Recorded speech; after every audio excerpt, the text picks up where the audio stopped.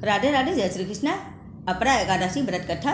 युधिष्ठिर कहने लगे कि हे भगवान, ज्येष्ठ मास किस पक्ष की एकादशी का क्या नाम है तथा इसका महात्म क्या, सो कृपा करके कहिए। भगवान श्री कृष्ण जी कहने लगे कि हे राजन, यह एकादशी अचला तथा अपरा दो नामों से जानी जाती है। पुराणों के अनुसार ज्येष्ठ मास किस पक्ष की एकादशी अपरा एकादशी है, क्योंकि यह अपार धन देने वाली है।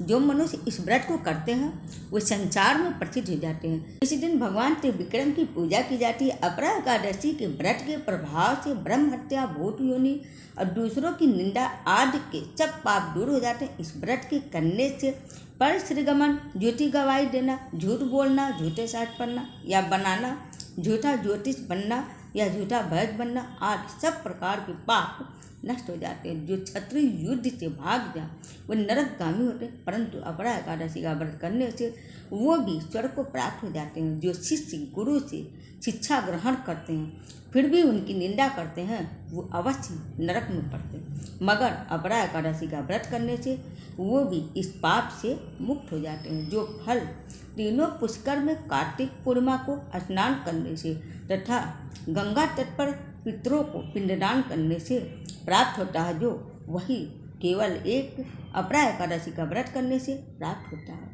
मकर के सूर्य में प्रयागराज के स्नान से, शिवरात्रि का व्रत करने से, चीन राज के बृहस्पति में गोमती नदी के स्नान से, कुंभ में केदारनाथ के दर्शन या बद्रीनाथ के दर्शन, सूर्य ग्रहण में कुरुक्षेत्र के स्नान से, स्वर्दान करने से अथवा अर्ध प्रसूता गोदान से जो फल मिलता वही फल अपरा एकादशी के व्रत से मिल जाता है।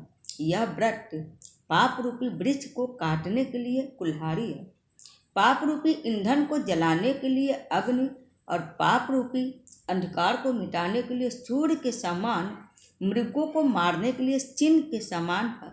अतः मनुष्य जो भी पाप करते हैं उससे डरवश से इस व्रत को अगर कर लेते हैं तो भी उनका पाप सारा कट जाता। अपरा एकादशी का व्रत तथा भगवान का पूजन करने से मनुष्य सब पापों से छूटकर विष्णु लोक को जाता है। इसकी प्रचलित कथा के अनुसार प्राचीन काल में महिध्वज नामक एक धर्मात्मा राजा था।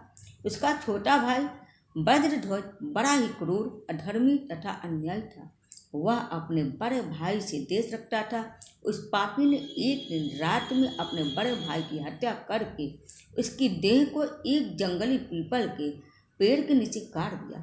इस अकाल मृत्यु से राजा प्रेतात्मा के रूप में उसी पीपल पर रहने लगा और अनेक उत्पात करने लगा। एक दिन अचानक धौम नामक ऋषि उधर से गुजरे। उन्होंने प्रेत को देखा और तपोबल से उसके अतीत को जान लिया। अपने तपोबल से प्रेत उत्पात का कारण समझा ऋषि ने प्रसन्न होकर उस प्रेत को पीपल के पेड़ से उतारा तथा परलोक विद्या का उपदेश दिया।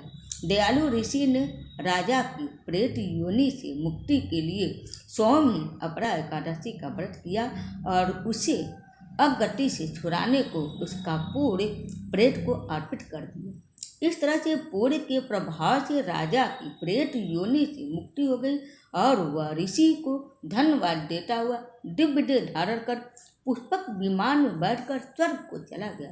हे राजन, यह अपरा एकादशी का कथा मैंने लोक हित के लिए कही है। इसे पढ़ने अथवा सुनने से मनुष्य की सारी पापों से मुक्ति मिल जाती है। जो भी इंसान विष्णु भगवान और माँ लक्ष्मी जी के दोनों लोगों की पूजा करता उसके घर में अपार धन की वृद्धि होती है और अंत से समय में भगवान जी के सानिध्य की प्राप्ति होती है। ये थी अपरा एकादशी की व्रत कथा। उम्मीद है आप सबको मेरा वीडियो पसंद आया होगा। आप सब लोग मेरे चैनल को सब्सक्राइब और शेयर भी जरूर करते रहिए एक दूसरे के पास तक, और लाइक भी जरूर करिएगा। मेरे वीडियो को अंत तक जरूर देखते रहिएगा। तो बोलिए विष्णु भगवान माँ लक्ष्मी की जय। परमात्मा आप सबका कल्याण करें।